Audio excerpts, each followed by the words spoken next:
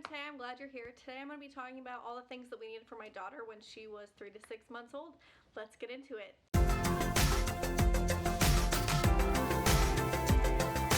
Start by saying that if you have not watched my newborn essentials video, I'm going to have it somewhere up there, and then also I'll have it linked below. A lot of the things that we use in this stage is also stuff that we use at the newborn stage, and so I would just go ahead and watch that and then come here for the extras that we weren't using then. She slowly needed during this stage. The main things that we stopped using from newborn from now is we had to stop swaddling her because she learned how to roll over. And we also have moved her into her crib instead of the bassinet. She also is a little bit more mobile, so we have had to improvise with that a little bit. She's starting to pay attention more, and she's not just sleeping all day and calling it good. The first thing is the sleeping situation. So like I said, we transitioned her out of the bassinet into the crib.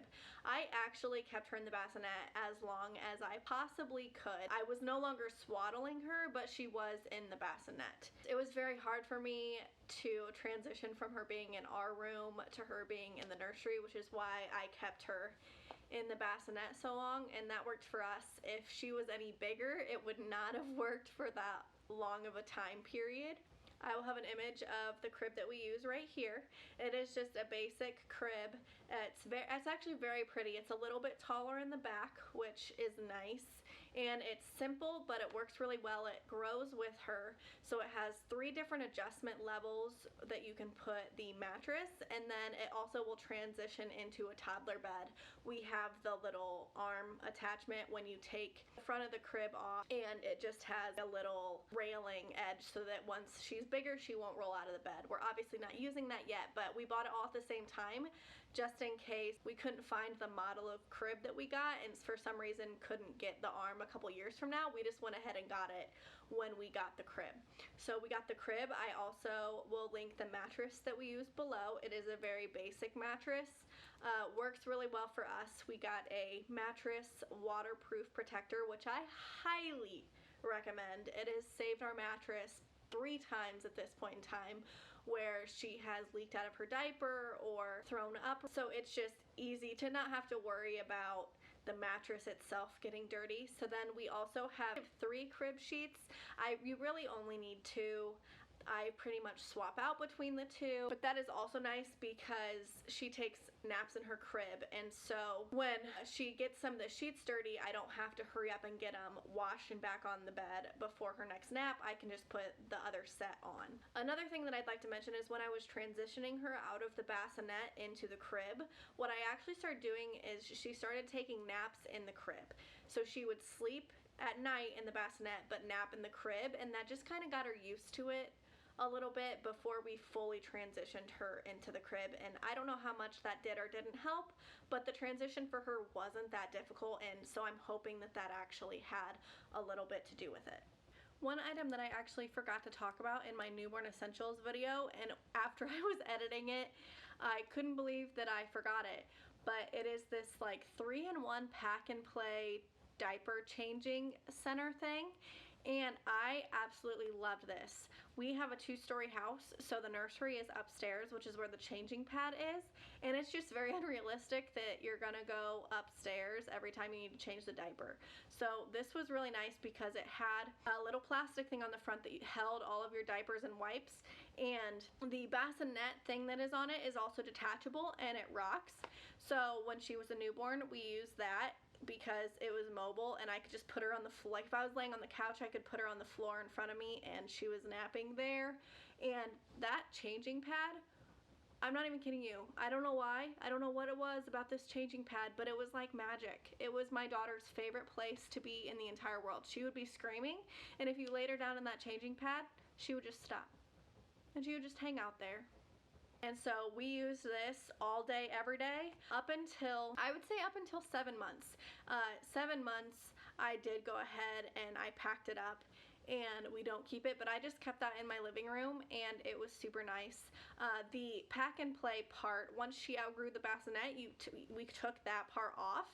We left the changing pad, but then the pack and play has a thing where you can put like a mock mattress about halfway down, and so then she actually took naps on that. She actually slept in that on vacation, and you didn't have to lean all the way into the Pack and Play, and it was super nice, and I just absolutely loved it. It was one of my favorite products, and I seriously couldn't believe that I forgot it in the newborn essentials, but I'm definitely not forgetting it in this one. The next thing for sleeping is, like I said, we stopped swaddling her, and that was because she was learning how to roll over, and it's not safe if they are swaddled when they roll over. But it's also not safe when they're that age to put blankets in with them because they don't really know to pull it away from their face. So you get these wearable sleep sacks that are sleeveless. They have ones with sleeves, so depending on what season your baby is born in or what you want to put them in for pajamas will determine what size sleeves that you wanted to get. We have this in fleece, and we also have some that are just regular cotton, which is what we've been using all summer. The other thing that we did when we moved her into her nursery was we started using a sound machine. We didn't use one when she was in our room because we always have a fan on, and so we thought that the fan was enough noise. I had a different kind of sound machine, and it had a light that went on the ceiling, and I didn't like it. The light was too bright, and since it was on the ceiling, it actually distracted her. It didn't really put her to sleep, and then it also wasn't necessarily bright enough for me to actually see anything in the nursery. So I did go out and I bought the Hatch Rest, and I think this is the Rest Plus. It's whichever one you can get that you can go cordless, which is super nice. This has different settings.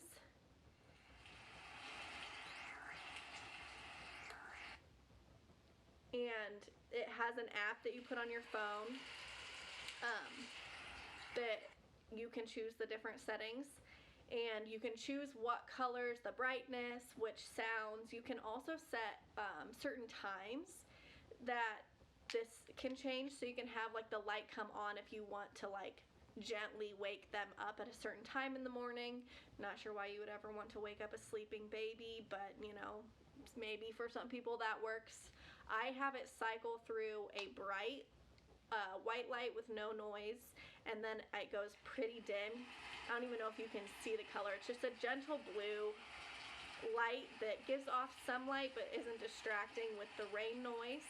And then I have the same rain noise with a brighter blue light so that if I want to go in there in the middle of the night, I can tap it again and it gets a little brighter so that I can see her, and then I tap it again and it goes off, and you can just cycle through those. I love this thing. I also am really glad that I got the cordless one because we have been able to take it with us if we're going somewhere and I know it's going to be noisy. So I have taken this to my parents' house before when they had a lot of people over and I needed her to go in the other room and nap, and I didn't have to worry about plugging it in. This will not last all night on a charge though, and we figured this out the hard way because when this bad boy dies, it like blinks red really fast and it makes this high-pitched loud beeping noise, and it's kind of terrifying when it happens in the middle of the night. So that's how I know that it will not last all night. So if you're staying in a hotel and you need it to be on, go ahead and take the cord, but it's very nice to go cordless if you're just napping other places. The next category that I'm going to be getting into is eating. So our doctor actually recommended that we start giving her food at between 4 and 6 months. So at 4 months, I started giving her purees. We did a combination of purees and baby-led weaning. The baby-led weaning really made me nervous. She didn't have teeth at this point in time, and so the purees were just a better option for us at the time. So I highly recommend this type of bib. Honestly, we don't really use it for the pouch part yet. She just really doesn't drop the food in there. It usually lands on the high chair tray when she does drop it. I really like that it's just so easy to wipe it off, and then you can go ahead and just use it for the next meal. You don't actually have to throw it in the laundry to be able to use it again. It's just a lot nicer if you have the silicone ones.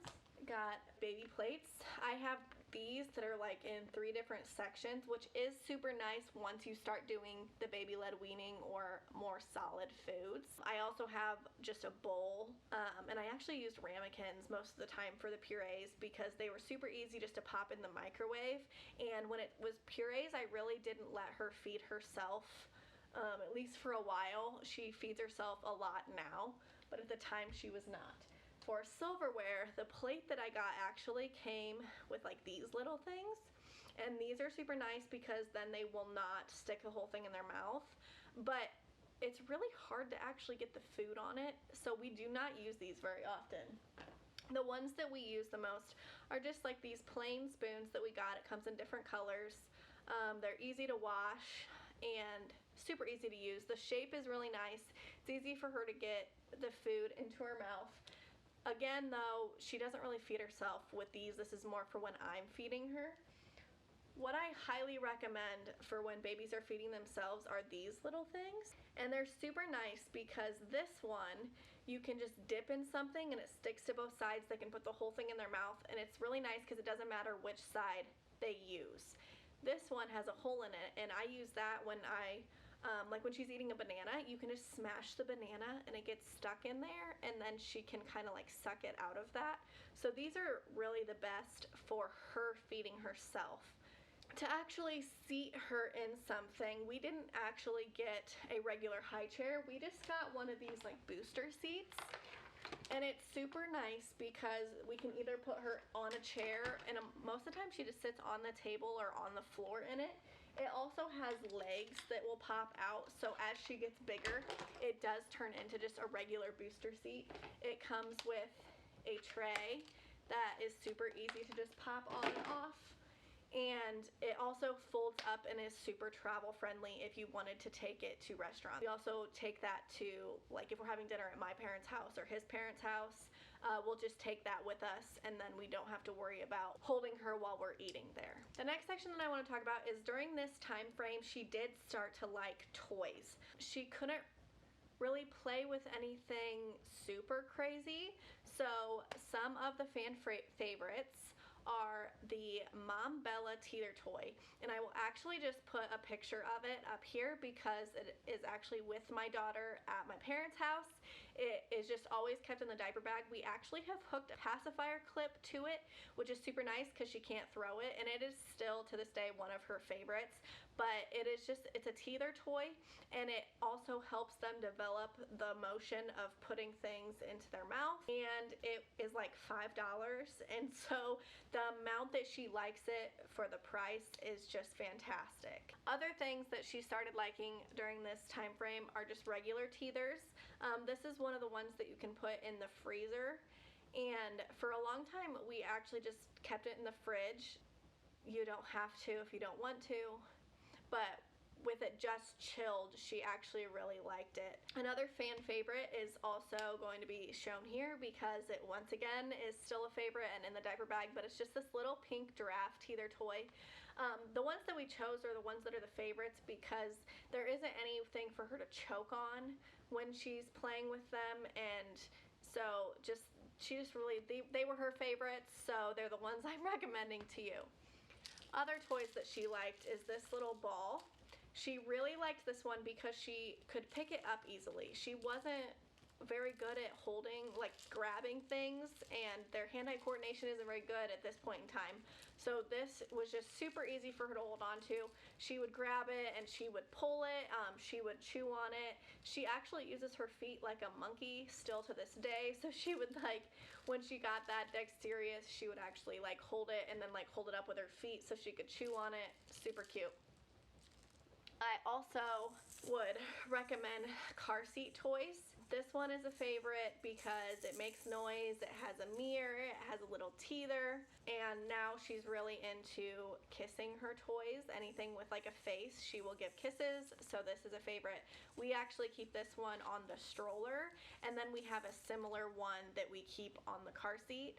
But we actually just use these in the house as well. She has a narwhal that is similar, and that one has always just been in the house. The last thing that I'm actually going to consider this a toy because my daughter never took a pacifier to sleep. I tried, I really, really tried because I really, really wanted her to, honestly, and she just never did.